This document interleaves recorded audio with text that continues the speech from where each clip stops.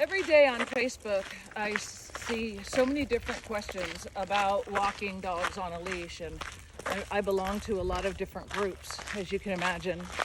And so many of the questions are, how do I get my dog to walk politely on a leash? Now, what I want you to see, and I purposely did not put these around my waist because I use the hands-free leash often, but if you notice, my arm is pretty much a limp noodle. So even though they're ahead of me, they're not pulling. If they were, my arm would go like this, which is why I slowed down, okay? So if I keep walking, I'm walking the way I would walk if I was just by myself, okay? So I don't care, and I'm saying that, don't be so regimented about your dog walking right beside you. If they're not pulling, who cares? The biggest reason, if you want to know the truth, that dogs pull here, just listen, here's the secret.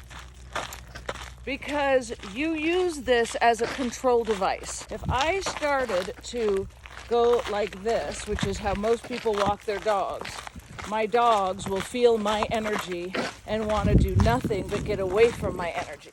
The minute I relax on the leash, my dogs relax also. Now, one of the things that I also want to point out that nobody talks about, because everybody's focused on the question, which is how do I get my dogs to walk politely on a leash, is yes, how you hold the leash and your energy. But here's the biggest one. What is the relationship you have with your dog during all of the other 23 and a half hours of the day? Because if the relationship you have with your dog is not clear in terms of who you are in relation to them, then sometimes, depending on the dog's breed and temperament, your dog is naturally going to take over and take charge of the situation. That's their instinct to do so. So if that's the relationship you have with your dog, and then you go to take him for a walk, that relationship follows you. So those are the two things you need to focus on the most.